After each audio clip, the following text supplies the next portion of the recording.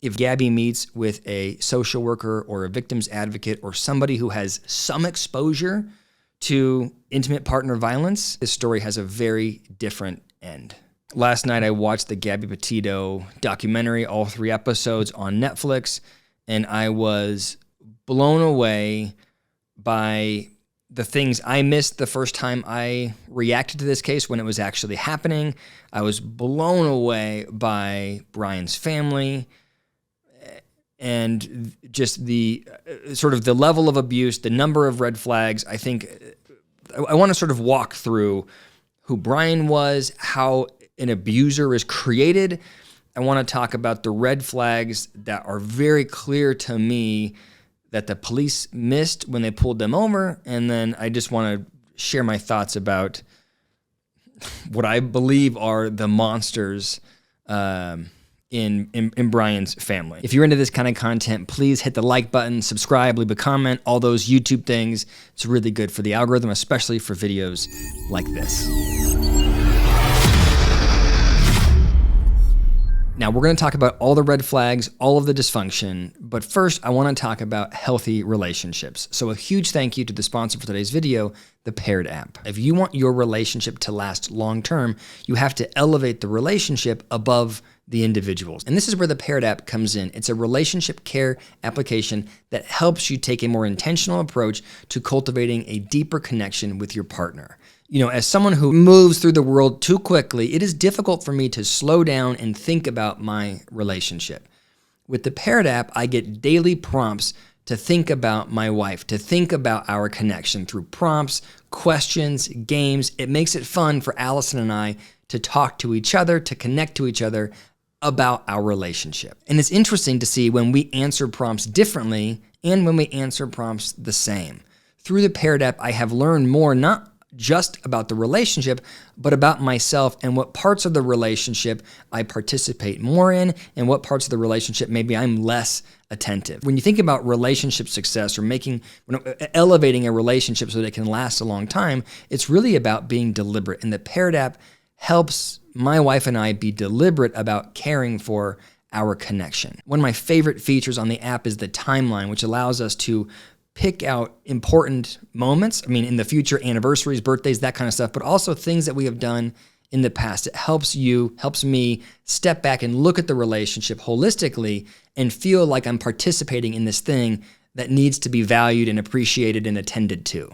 I think from a psychologist's perspective, I think it's very valuable. So if you'd like to maintain and deepen the relationship with your partner, you can click the link below in the description. This gives you and your partner a free 7-day trial and 25% off Paired Premium. I really recommend you try it out. Thank you again to the Paired app for sponsoring today's video. With that being said, let's get back to talking about a truly horrific relationship. Okay, let me start talking about Brian. I was disappointed in the documentary that there wasn't a lot of depth or time given to the kind of underlying psychological landscape behind Brian. I get it that he was an artistic kid. I get it that he wasn't maybe super popular. I get it that he liked time alone, but we don't really know what was happening behind the scenes. What I can tell you is early in the relationship, per the documentary, early in the relationship, there were signs of him being abusive. There were signs of him being controlling. For example, when he stole her wallet, in an effort to control her behavior, didn't want her to go out with friends. Another example would be when he would get really reactive and yell and attack Gabby and then come back and say, "Oh, I'm so sorry. It's because I love you so much." Another example would be the text messages that went back and forth between them, and Brian would say, "Hey, I'm sorry I got so upset, but I just can't be alone without you." This sort of love-bombing behavior that he engaged in. In the documentary, they talk about it like these were indicators of his effort to progressively control Gabby, and I think that is true. But I think the way it's described or the way that we think about it in society is not exactly how it works psychologically. Abusers in general don't see themselves as abusers. People aren't excited to be abusive. They are excited to have healthy relationships, but they don't have the psychological infrastructure. They don't have the emotional control. They don't have the sense of self to be healthy in relationships. So in the case of Gabby and Brian, you have Brian there who is clearly insecure. Brian there who is clearly, in my mind, lucky to be in the same room with Gabby, and he knows that. He feels connected to her. He feels for once understood by her, and he is terrified that she will recognize that he doesn't deserve her and abandon him. And I think that anxiety leads to really distorted behavior. And I think a great example of this happens before they go on the road trip when Brian and Gabby get in a fight and she wants to go hang out with her friend and Brian stops her by stealing her wallet.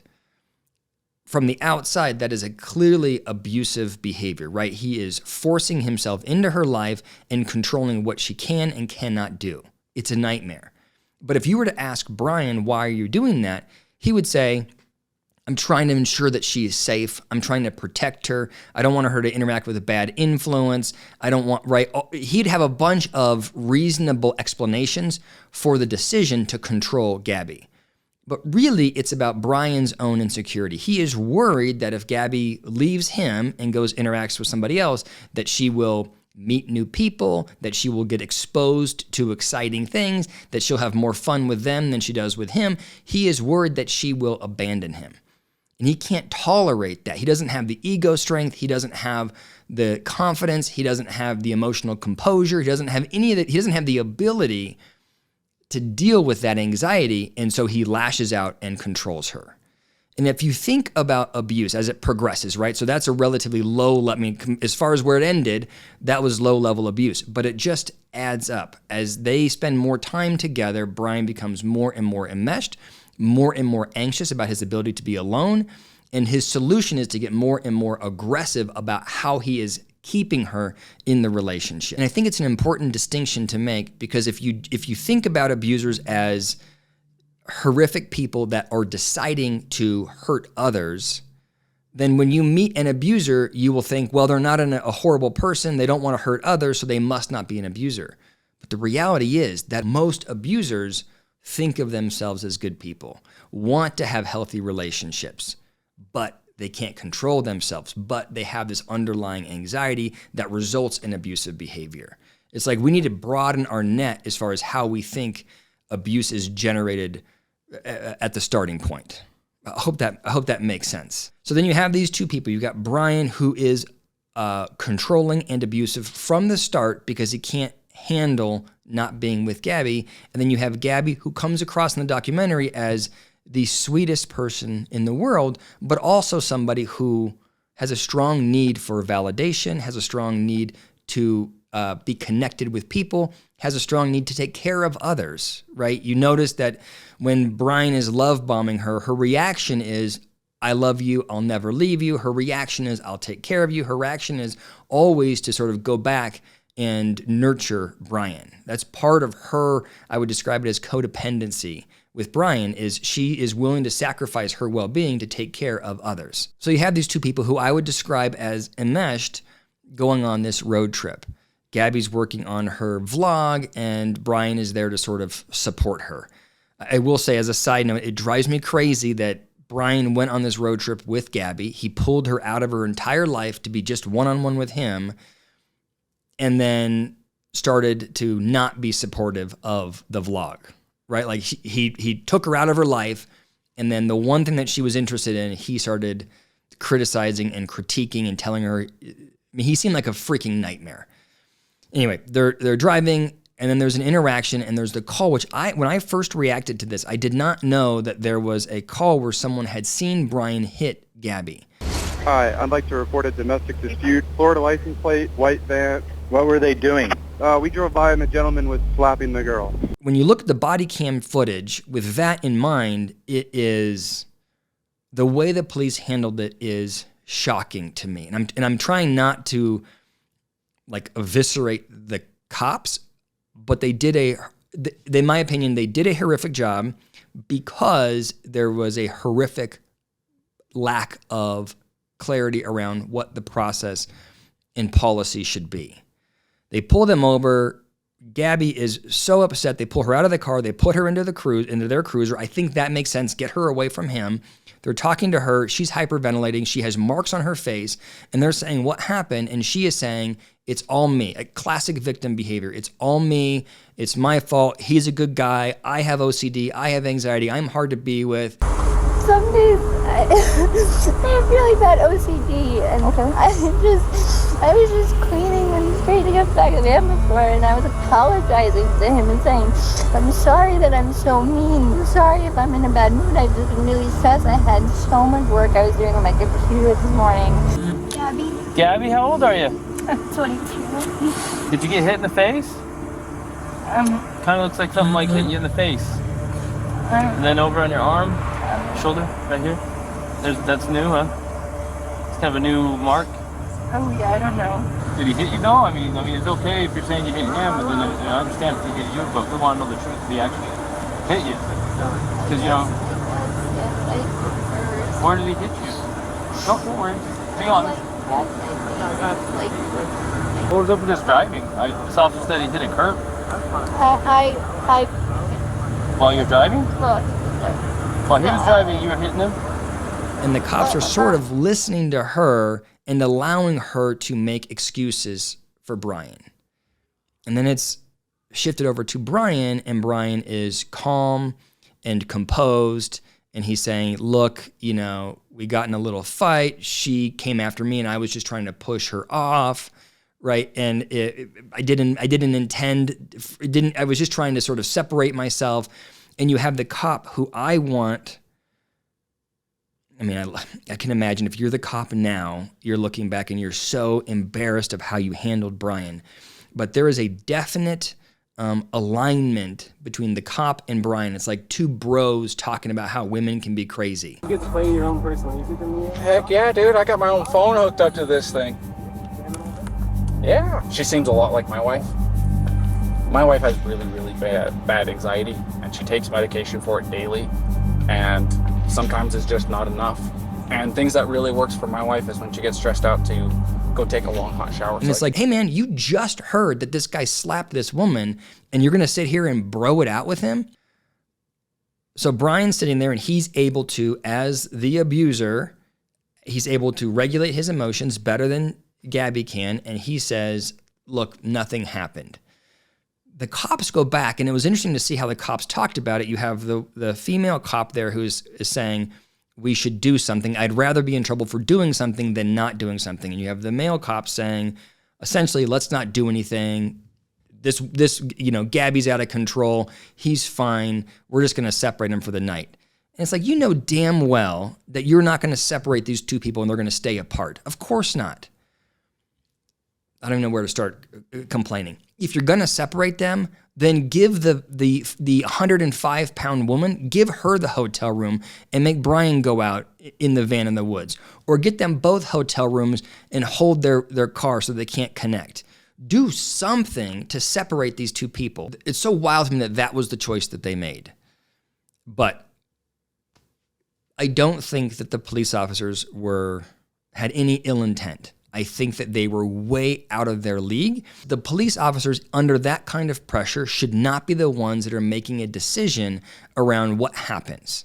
There should be, as a standard protocol, a process where you take both parties in to the station and you have a victim's advocate there who can talk to them when they're calm and composed. You have Gabby in the middle of a panic attack and you're trying to evaluate what's true and what's not true in her relationship with Brian, when you know that victims oftentimes protect the abuser.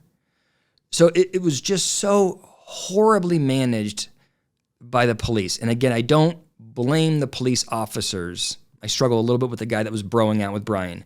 I don't blame the police officers because they obviously didn't have the training that they needed to make a good decision. But without a doubt, if they go to the police station and Gabby meets with a social worker or a victim's advocate or somebody who has some exposure to intimate partner violence, I think this story has a very different end. No question. So Gabby and Brian quickly get together and they head to Grand Tetons National Park. There's some kind of domestic dispute, and Brian ends up strangling Gabby. And it's like a horrific end to a horrific story. I do think it's notable that when Brian was talking to the cops, he was saying, I was grabbing her face, right? Well, her face is very close to her neck. And so that pattern, that behavior was there. This idea of controlling Gabby in that way was there early. So he strangles her. He fakes like she was out there by herself. He tries to develop an alibi and then heads back to Florida and calls his parents first. They then lawyer up. They then try to protect him. He goes to their house. They are totally not helpful with the cops. They're not helpful with Gabby's family. They are, in my opinion, monsters. Just, and I've tried to step back and go, okay, if it was my son, if I was worried about, if I knew that my son had killed somebody, how would I act? And I can imagine there is a grief process there, but I cannot imagine being so resistant to interacting with the police, so resistant to helping the family for so long. It's not like it took them a day or two to figure it out and then they talk to the police. They are for weeks fighting the police. They are for weeks not communicating. They are allowing Brian in their house and then lying to the police when Brian leaves the home. And then Brian's mom writes a note to him and says, hey, you'll always be my son. I will break you out of jail and I will bury the body for you. I feel for the parents. I understand that the urge to protect your son, but the scope and scale of what your son did and for how long you fought the police and the process and prevented Gabby's family from coming to any kind of resolution, I think is really sick. And I wish that there was some mechanism to hold them accountable. So those are my thoughts. Let me know what you think in the comments below. What did I get right? What did I get wrong? And of course, thank you to the Paired app for sponsoring today's video.